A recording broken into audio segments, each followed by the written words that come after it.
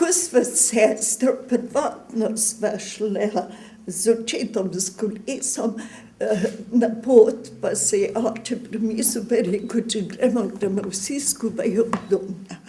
Potem sva šla pa sestro, ustavili se sva pri vojaški bolnici, pa zvali, kako nakladajo ranjence na tvornjak. Ker so pa delali tečaj Rdečega križa, sva se približali in sva rekla, če sva lahko pomoč.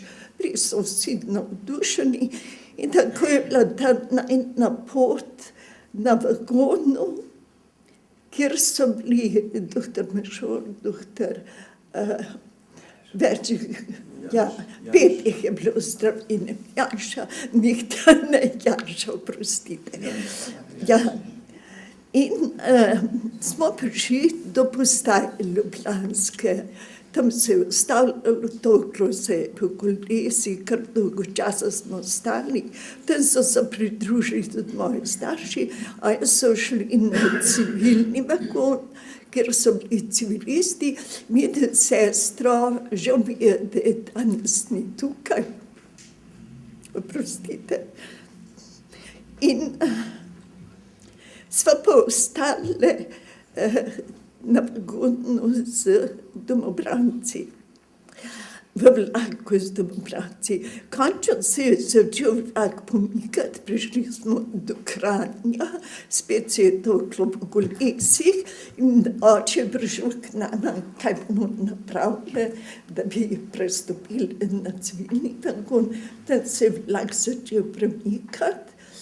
In civilisti so ostali na progi, mi pa smo šli in to je bilo ločitev od staršev za dobo skoraj 8 let, če se skupaj vzamem.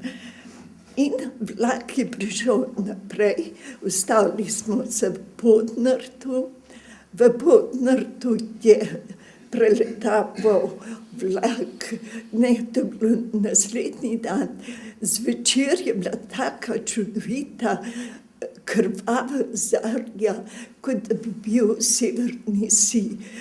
No, in fantje so peli spremljevalci teh, so peli narodne pesmi na Božari in tako kot en labodji spev je to bilo vse skupaj.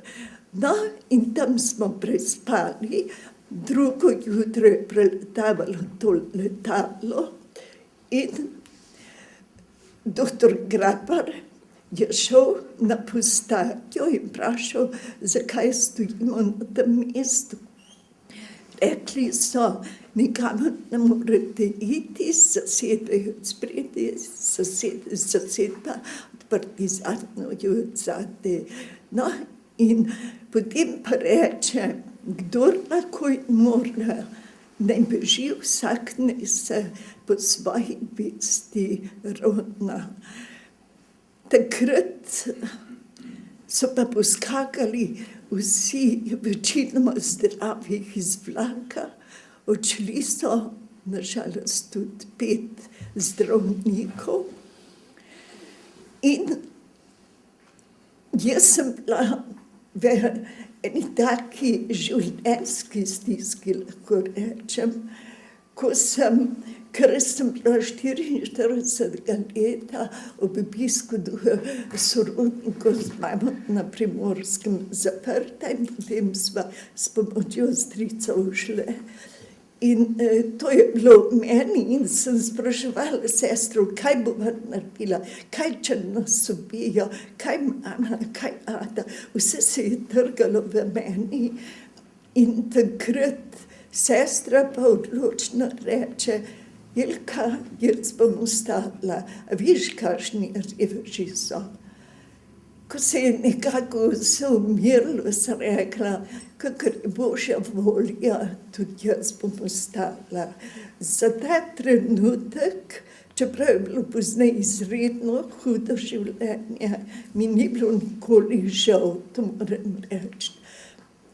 Potem, ko je bilo tihota nastala, ranjenci, to so bili najtežji ranjenci, večinoma v gipsu, so začeli spraševati, kaj še zdravnik ostal, ne nobeden.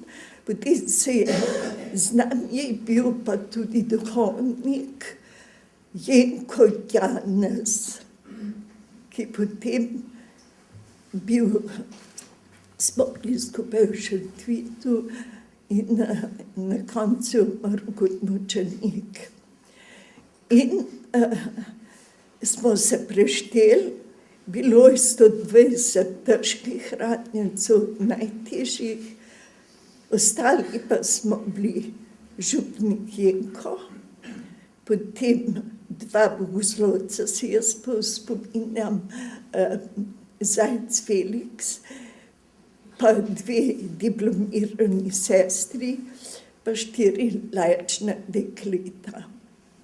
No, tam smo ostali, razdelili smo se, še prej nas je duhovnik Jenko zbral v molitev in je rekel, ostali smo sami po svoji vesti, je rekel, lahko da gremo v svobodo ali pa v smrt.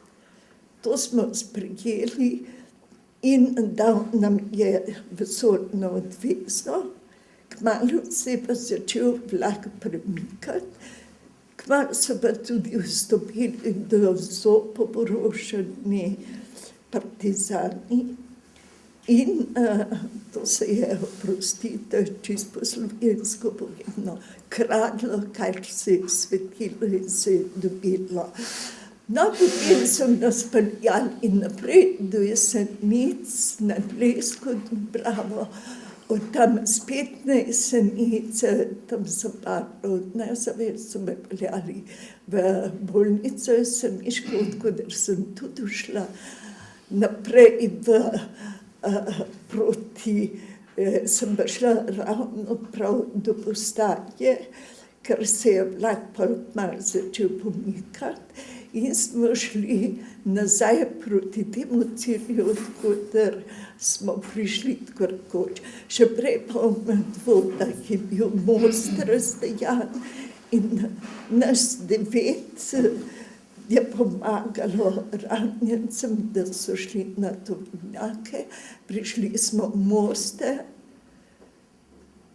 tam so ranjence dali na čistilnico proti ušem, ki so bili, smo jim pomagali spet nazaj, veliko so trpeli. Potem smo bili prepeljani v Šentvid. Tam se je pa že končala ta pot z ranjenci. To je, kar bi rada povedala, kar mi je zelo pretreslo takrat.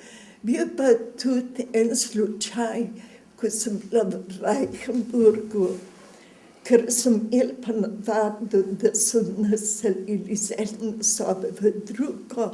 Ena je bila, kjer so se podgane sprehajali, drugo, kjer smo ležali na golih deskah. In skoraj vsi pa smo prišli eno zelo lepo. Bila je pomlad, stala sem pri oknu in gledala zelenje, petje ptičev, šumenje same. Takrat me je pa zgrabilo pri srcu, zgrabila sem železo, ga tresla. Pred mano je bilo še toliko let zapora. To so bili trenutki, ko je bilo rečeno, take zgodbe ne pišejo zgodovinarji. Oprostite, kdor je zgodovinar.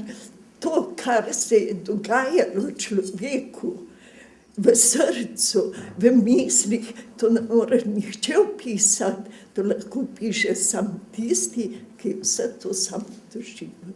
Hvala vam.